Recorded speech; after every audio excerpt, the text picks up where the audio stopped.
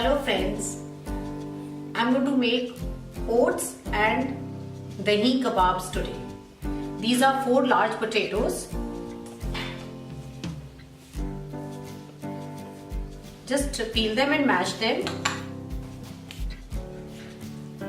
Grated carrots.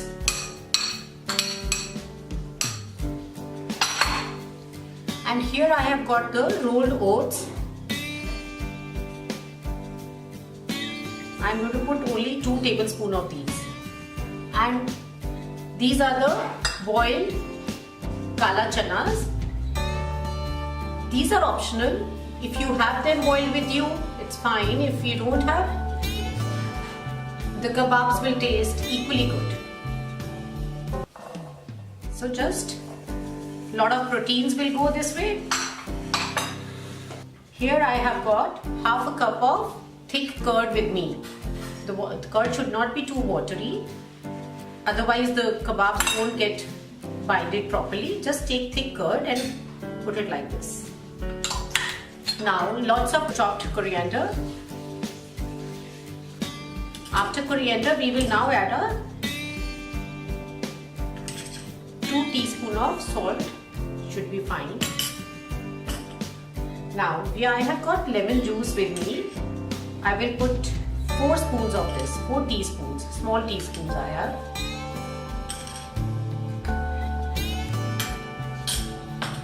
This is the amchur powder or the mango powder as we call it.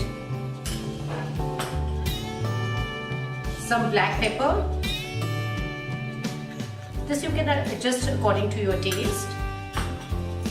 And this is entirely optional, green chilies. Now once my batter got ready, I rolled them into my hands and made kebabs like this. And instead of frying, I'm going to just cook them from both the sides.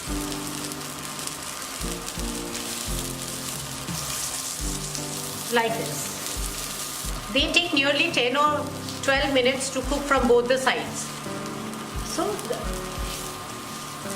every day you can take something different in your lunch boxes. And here the pan kebabs are ready.